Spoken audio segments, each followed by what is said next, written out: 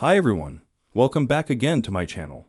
If this is your first time here, make sure to hit that subscribe button because we share regular updates, tips, and insights all about monitoring and evaluation. Now, just in case you're wondering who I am, my name is Joe, and I've been working in the M&E field for over 10 years. I've had the opportunity to work on a variety of projects, from developing M&E systems to managing data collection, analysis, and reporting. Over time, I've built up a lot of practical knowledge, and many people reach out to me for guidance, support, and even coaching. By the way, if you're looking for M&E coaching, feel free to contact me via Telegram. I'll be more than happy to help you out.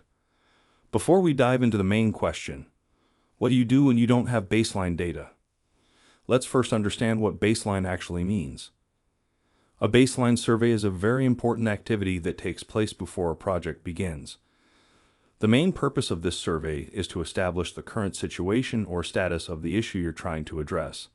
This becomes your starting point. Let's say your project goal is to reduce poverty and injustice in a specific area.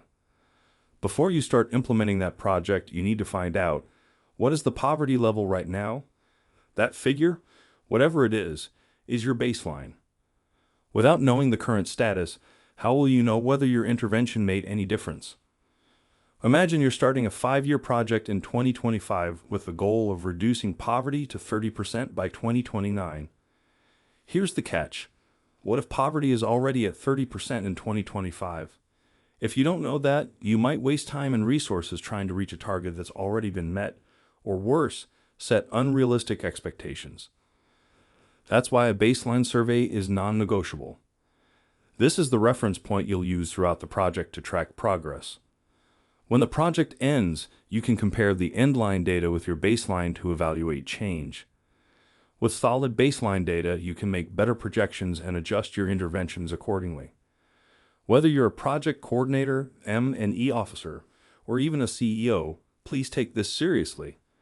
A baseline survey must be planned, budgeted for, and conducted before project implementation begins. You need the right data to make informed decisions, and baseline data is the foundation for everything that follows in M&E.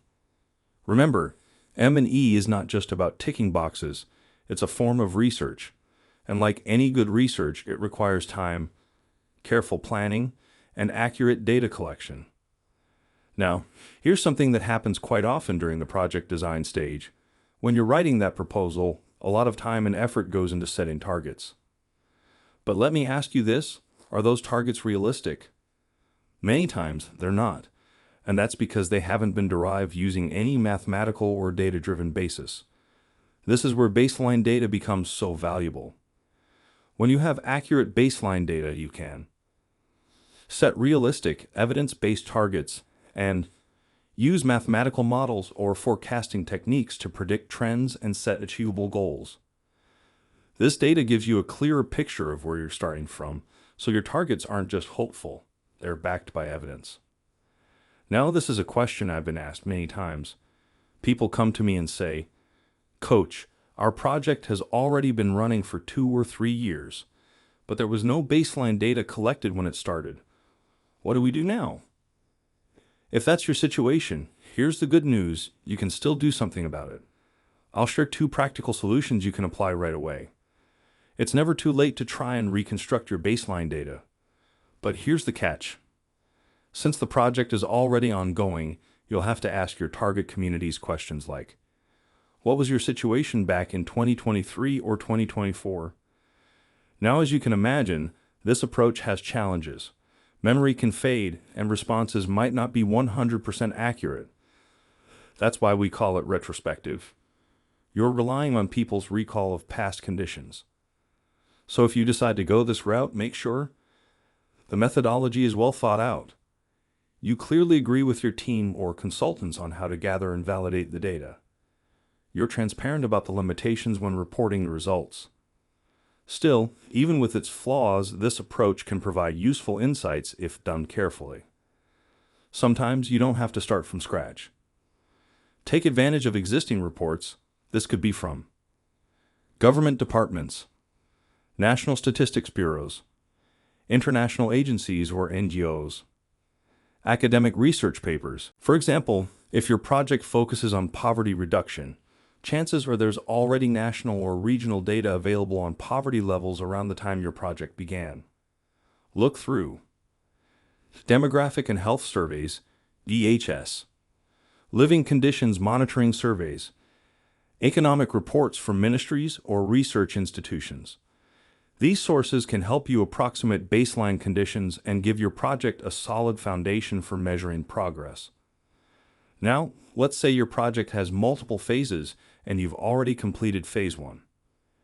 If you're moving into phase 2, but you didn't conduct a fresh baseline survey, don't worry, there's a smart workaround. You can use the end of project data from phase 1 as the baseline for phase 2. Let me repeat that because it's important. It's clean, it's logical, and it makes use of data you've already collected. So to sum it all up, always aim to conduct your baseline survey before a project begins. But if you've already started without one, don't panic. There are solutions. Whether it's through retrospective surveys, secondary data, or leveraging previous phase data, there are practical ways to move forward. I'll be diving deeper into each of these approaches in future videos, so stay tuned. If you've got any questions, feedback, or just want to share your experience, drop them in the comments section. And like I said earlier, if you're looking for coaching or guidance, you can reach out to me directly via Telegram. The link is on the channel. I'm here to support you with practical guidance and mentorship. Thanks for watching. Don't forget to like, comment, and subscribe so you don't miss any future updates.